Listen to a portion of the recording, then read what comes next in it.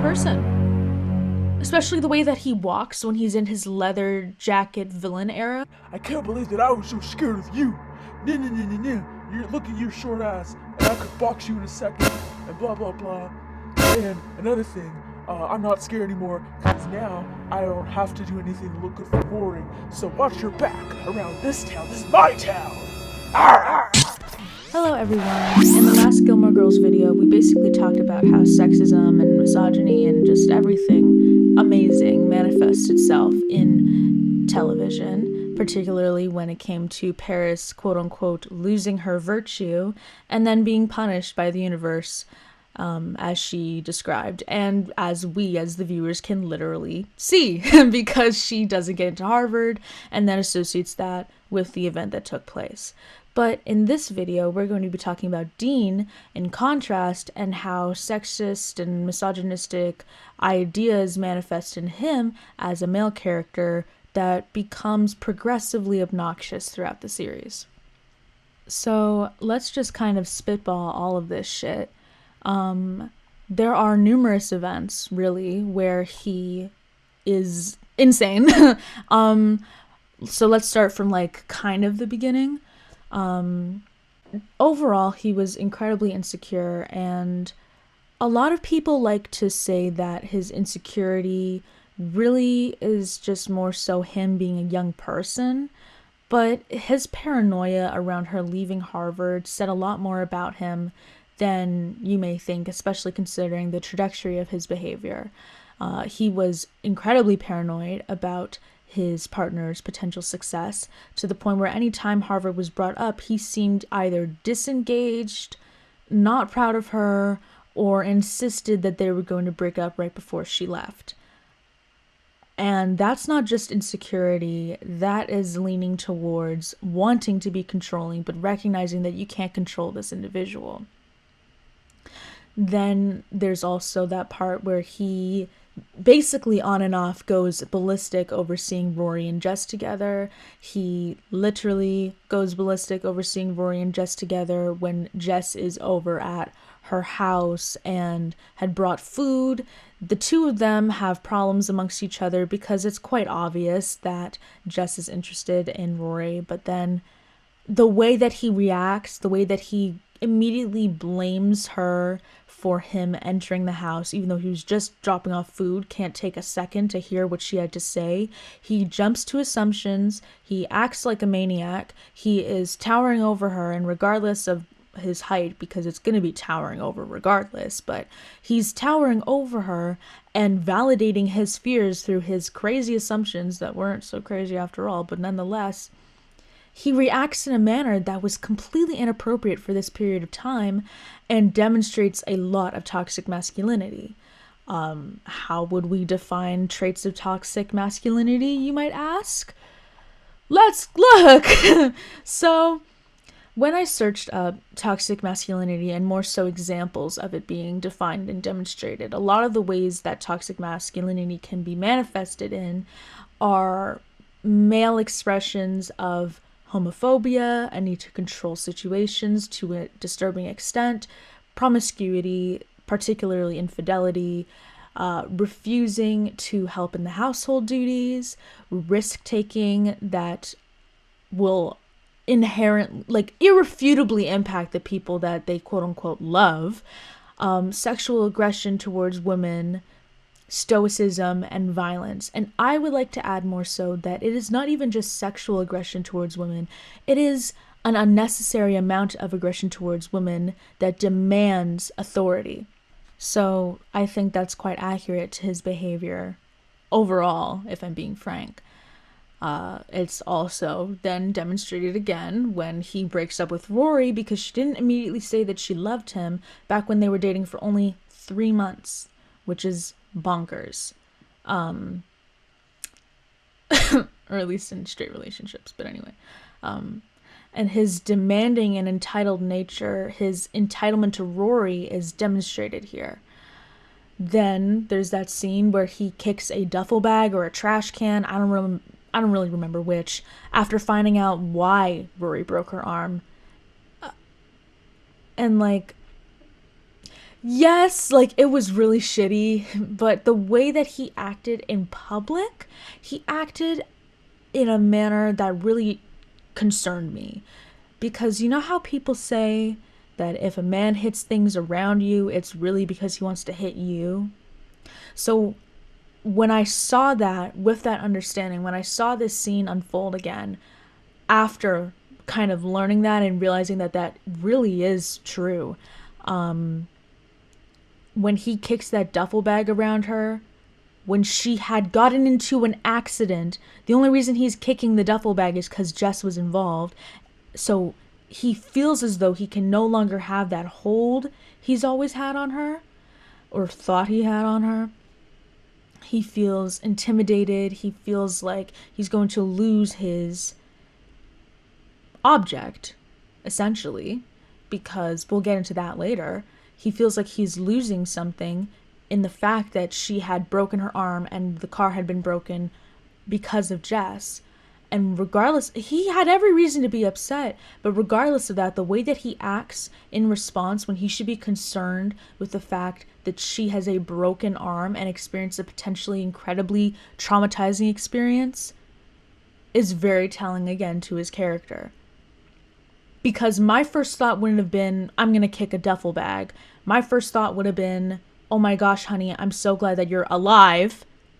Like, are you stupid? Anyways, it wasn't appropriate at all.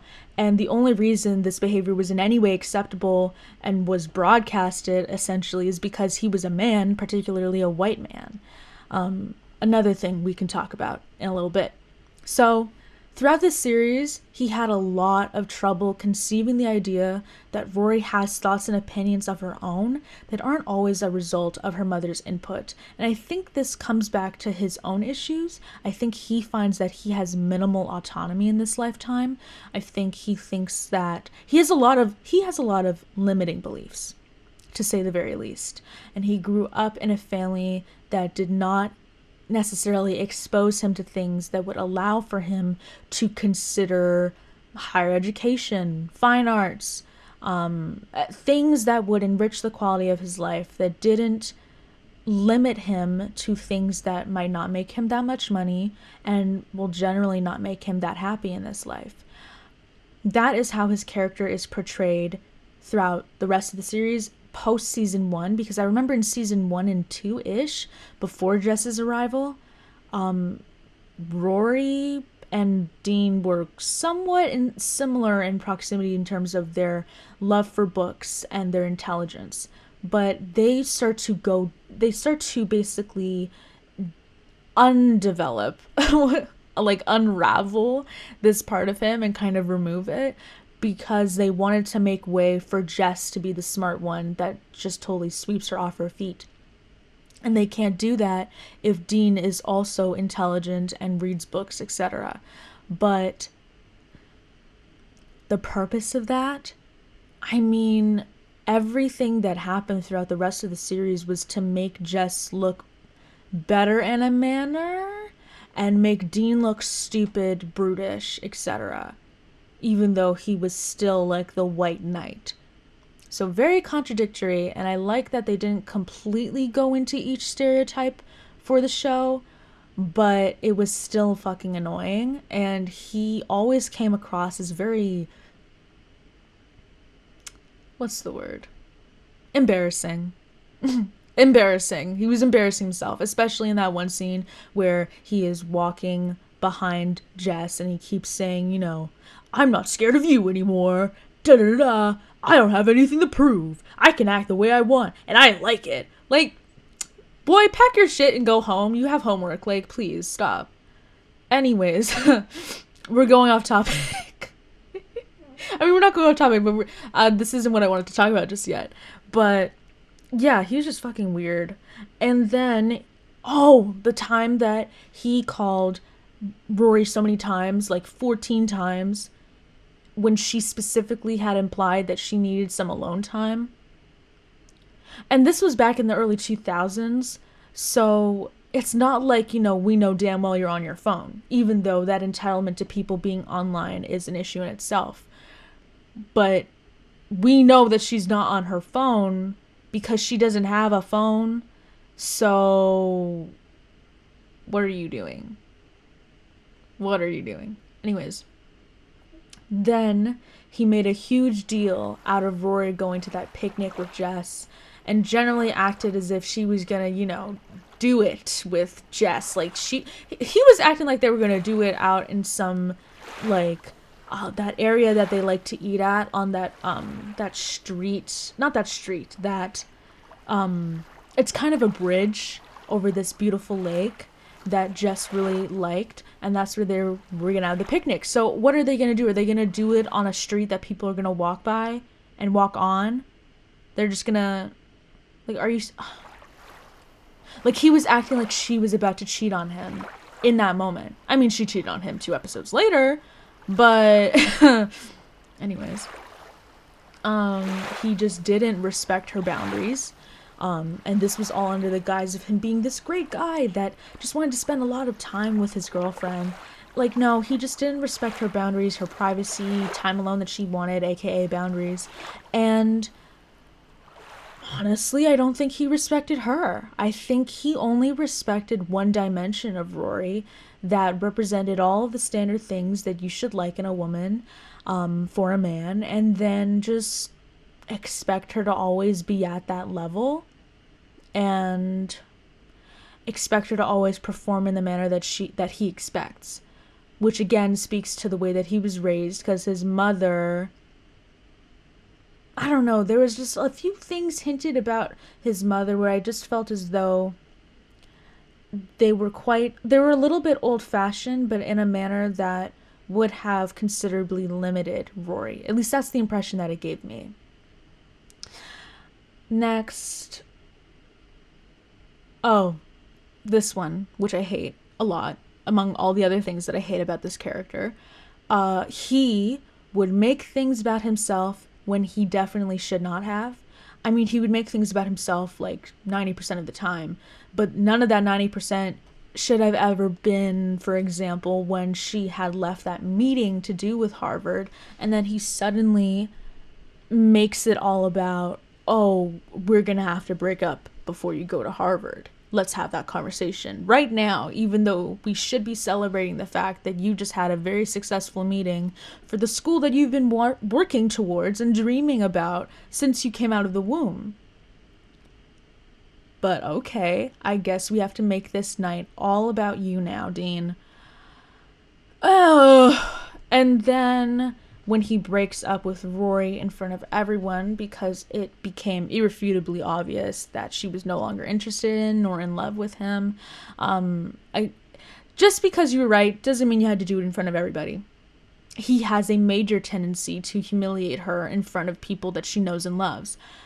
Case in point, when she is being scolded and yelled at as if she were a child in front of Paris, when that thing happens, when he kicks things and yells at her, when he generally raises his voice, knowing that it intimidates and concerns her and like makes her freeze up, which is, it made me so uncomfortable.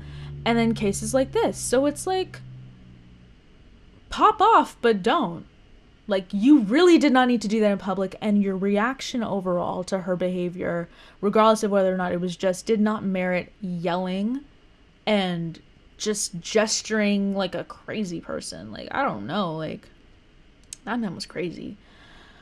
Like, I know I keep saying the word crazy, but he was, like, I'm so tired of him. Like, anytime I saw his face on that screen after, like, season 1, I was like, you are so annoying. If I could just come through the screen and just, like pluck out every single one of them head hairs. Because you know that the cast loved giving him that longish hair.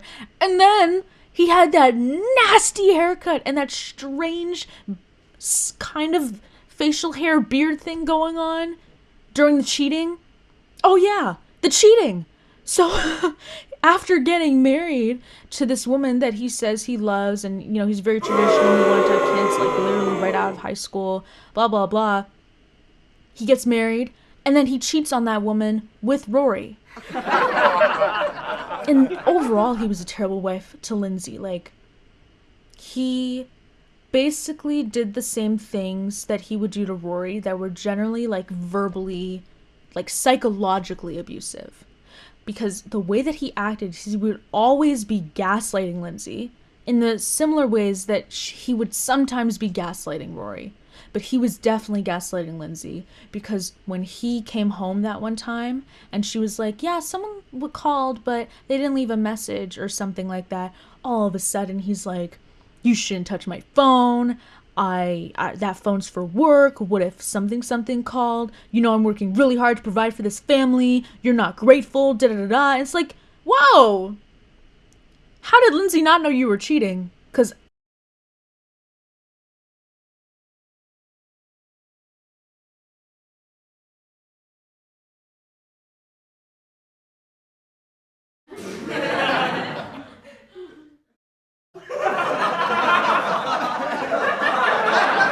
nowhere are you this mad over her not being able to pick up someone's message.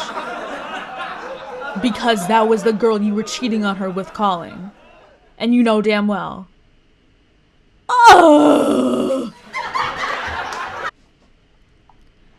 So, that's the list. And oh yeah, and then him generally blaming both of the women for his state of being. He blamed Lindsay for being unhappy. He's like, I'm not happy. I feel like he basically made Lindsay feel like she wasn't good enough, that she wasn't doing enough, even though she was more than enough for a long time before he fell back into the whole Rory thing, right? And that's going to have an impact on Lindsay for the rest of her life. I imagine you marry somebody and not only were they gaslighting you throughout the following months of just getting married, you were being cheated on and generally disrespected and scolded as if you were a child and all sorts of things. I mean, that should never be anyone's marriage, let alone their first marriage, if you're not someone that believes that, you know, marriage is forever, blah, blah, blah. I mean, some people are like that. I think if you're getting married to somebody, you should have the decency to break off that marriage then, instead of cheating on them and still having this entitlement to both women. But that's because I'm a morally basic human being. I don't think Dean had the basic morals that he was depicted to have had. I think every single thing that he did was just to gain some form of favor with Rory. I don't genuinely believe that he was this knight in shining armor, that was this great guy that did all these great things. Oh, he's a great boyfriend, he made me a car, da da da. I don't give a fuck. Bare minimum if you know how to build a car and you make someone a car. Hello? That's like if I wrote someone like a whole like little short story about how much I love them. Bare minimum. Like, if that's your skill, I really don't care. Like, that's the bare minimum that you could have done for that person when you've been with them for like a year. Like, shut up. Oh. And this show just makes me so irritated because they constantly wanted it to seem like, okay, Rory's going back because that was her Dean. We're going to be together forever. And I don't know if it was because they were trying to emphasize her naivete and her youth and how her perspective is very childish, or if they were trying to just actually depict him in that way. Because if they actually wanted him to seem like a good guy that was trying, he would not have treated her like she was a child in any negative experience that they had. Like, the way that they communicate is very much condescending, sometimes very misogynistic. I remember that one episode where she had gotten dressed up in a manner where she looks like a housewife. Please stop. Overall, he demonstrates a lot of toxic masculinity. He is the sort of person that thinks that just because he does good things for you, he deserves you. He finds himself entitled to you. And that's not how life works. And also the entitlement to have both of these women in his life and control the narrative after being put in negative situations where he was heartbroken, but nonetheless, because he constantly chooses to not do better than, what's the way that I should put this? He constantly chooses the pathway where he doesn't show himself to do better than what he did last time. And that's what makes it difficult for me to sympathize with his character, because I don't see a growing boy. I don't see someone that was genuinely in love. I don't see someone that is redeemable, simply because the only times we've seen him are when he is trying to make himself seem like he is an individual that is deserving of the women in his life.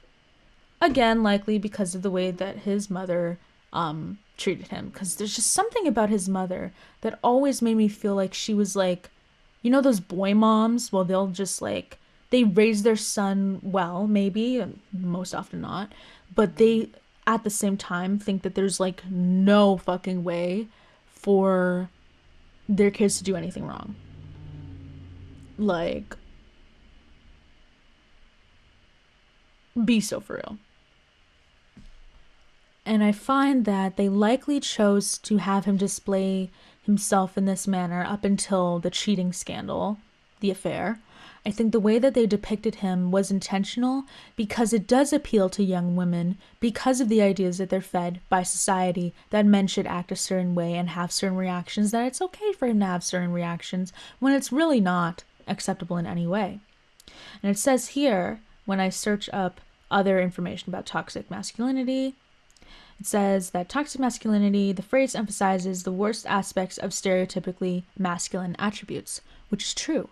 But why is it that throughout this series, when it came to Rory's relationships, we always see men displaying the worst possible masculine attributes that they have? Why is that?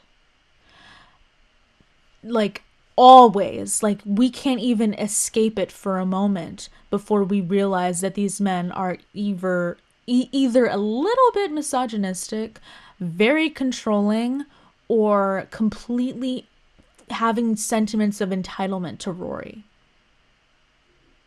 Like, what?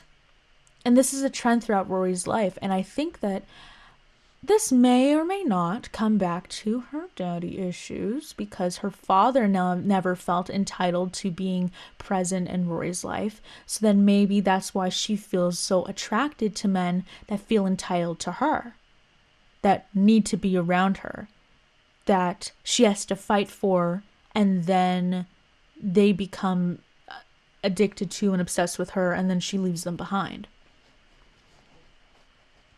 It's almost like she's trying to repeat the cycle in a way where she gets to leave her father behind. But it's not her father because her dad was not like that at all. So she's trying to fill a void, but it's also not a void being filled because her dad was not toxically masculine. He was actually really sweet, and I feel genuinely bad for him, even though his behavior when he was younger was very irresponsible. He always tried to do the right thing, even when it was messing him up the most. So he's a male character in this show that I definitely sympathize with, but I also felt like he let Lorelai get away with way too much. I mean, he called her out a few times, which I was like, period. But he didn't call her out in a way that was disrespectful. He called her out for things that were merited, which I really appreciated, considering that most of the other male characters on this show didn't know how to do that, apparently. Oh, and it says here, emotional illiteracy and hostility to femininity. So, again, the emotional illiteracy, he can only express his emotions truly through anger. I don't find him expressing himself through anything but anger. And this may speak to how he was socialized. But I think it more so comes down to his socialization with his family.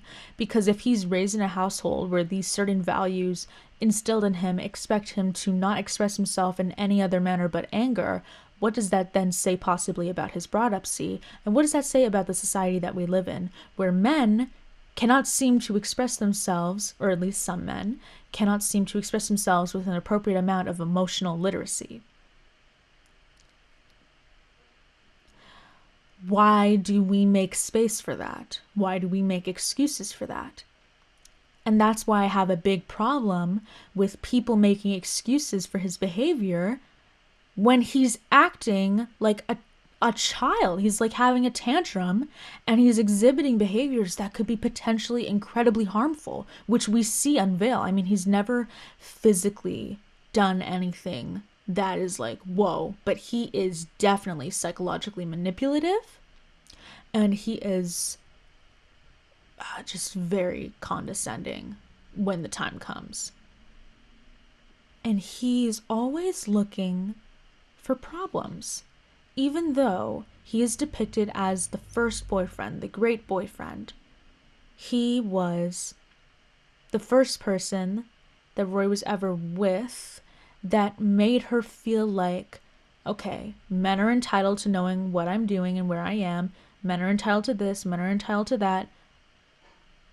And I think over time, she does not believe this anymore, but she has submitted so much to these toxic masculine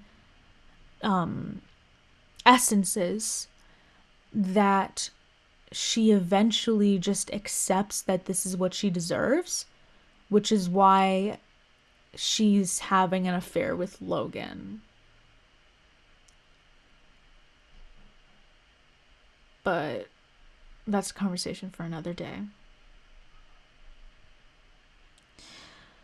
Toxic masculinity is thus defined by adherence to traditional male gender roles that consequentially stigmatize and limit the emotions boys and men may comfortably express while alleviating other emotions such as anger.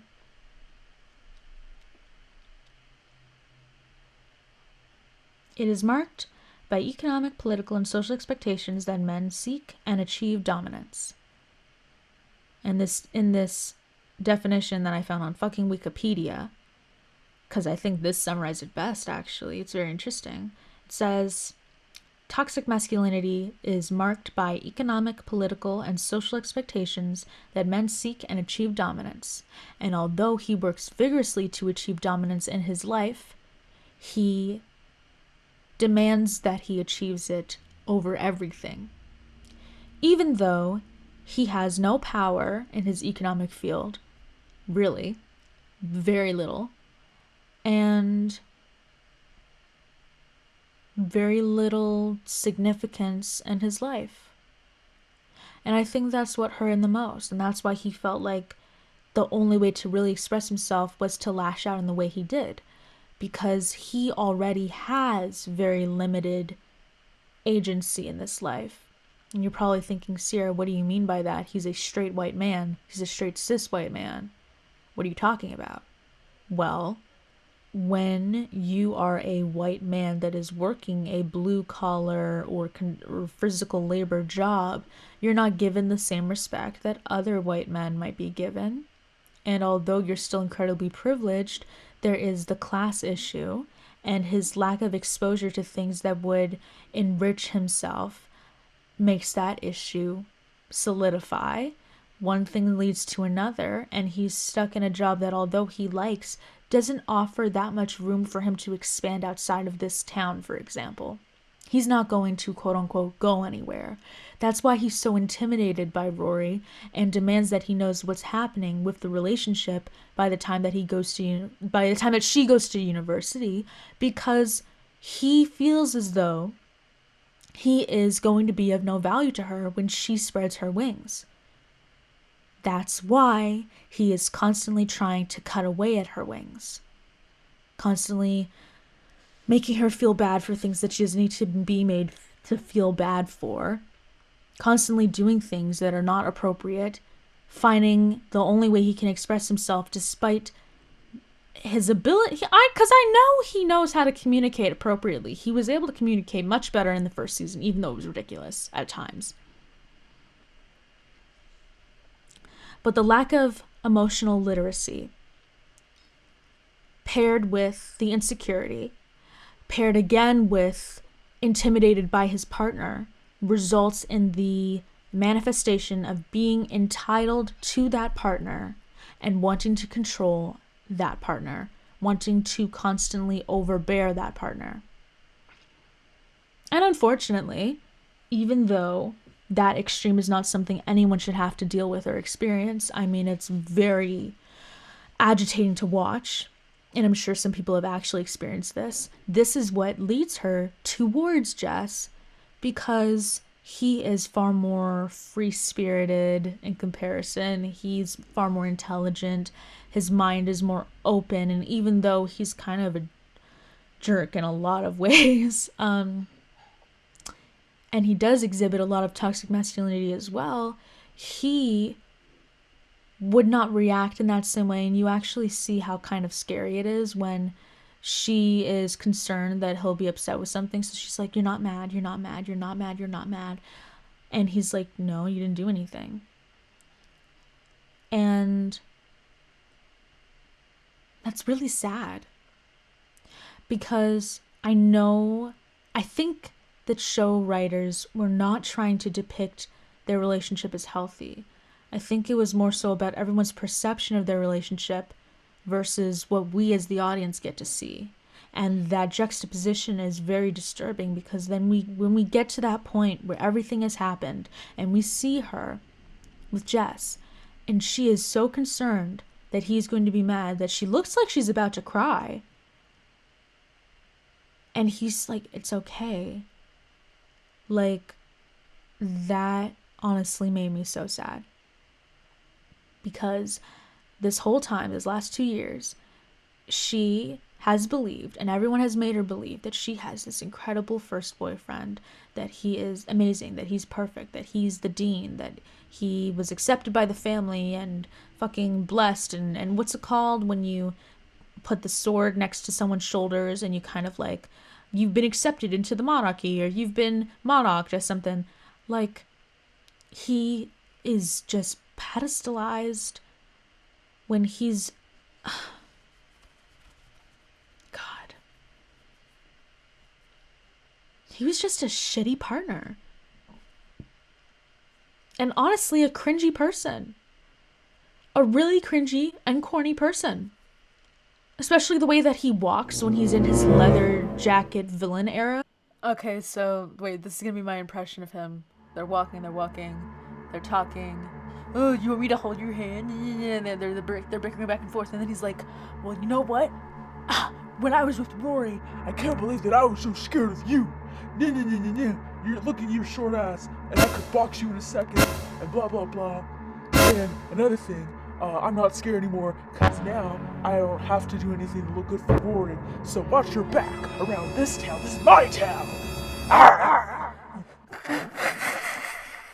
But I don't know. I just feel like it was really scary to see Alexis Bledel's representation of how Rory would feel in that moment, because it is terrifying to go from dealing with an individual that is incredibly abusive, whether it be emotionally, physically, and then you're in a different environment with a different party and you think it's going to happen again, and it's not.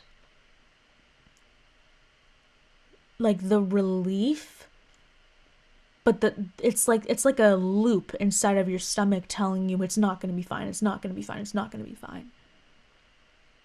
That's how it felt personally for me when recently I was feeling very sick. And growing up, there were a few instances where if I was sick, or if I had thrown up, or if I had just done something wrong while not feeling well, and it was explicitly clear that I wasn't feeling well, I would get yelled at, scolded, made to feel embarrassed for the fact that I had not felt well or thrown up in the wrong place or something. And just the reaction that I would be met with when I was a literal kid was not appropriate, and did leave a long-lasting impression on me, to the point where when I threw up recently, and the box that I had thrown up in was not secure enough or whatever, and it got on the floor a little, and I was panicking, even though I was really sick, and I was nearly in tears, but I was so distracted by the fact that I needed to clean it up that I wasn't considering the fact that, Sierra, you were sick right now. And then my grandmother's like, why would I be mad at you for throwing up? Like, all we have to do is clean it up. Why would I be mad at you for that? It reminds me of that trend where this girl, she drops a glass at her friend's house, and then her friend's like, it's okay, like, we'll just clean it up. It's no big deal. Why are you crying? It's fine. And then it flashes back to her as a child getting screamed at for making a little mess, being told that she's an idiot, that she's worthless, blah, blah, blah. And I know that even though this is a different scenario, these are all different scenarios, really, it still speaks to, like, this person is doing something that isn't wrong. They've expressed some form of weakness. They're in a vulnerable position. It looks bad. It defies what this person expects of them and their entitlement to the vision that they have of them. So now they feel like they can abuse that individual, whether it be verbally or physically. And whether it was he was socialized to believe this was okay, or he just thinks that this is okay. I mean, he does think it's okay, because when you're socialized to think a certain way, you think that certain way. It's not separate. But however he got to this point where he thinks that he can act this way with her, it left a long-lasting impression on Rory. And you see that in the way that she reacts and is relieved by the fact that Jess is not going to act the same way. He would act in a negative way in the future, but he still didn't act the same way. And I really you resonate with that scene because it's kind of this comfort in knowing that it's not going to happen again, even though you feel like it is. But what are your thoughts? Did you like Dean? Boo!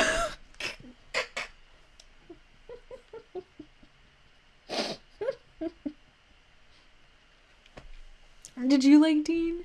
What did you think about Dean? Was he... Oh my god. Anyways, did you also not like Dean? What did you think about him? What are some other moments that I might have missed that I should have talked about how, like, he's, like, literally crazy and, like, all sorts of crazy shit?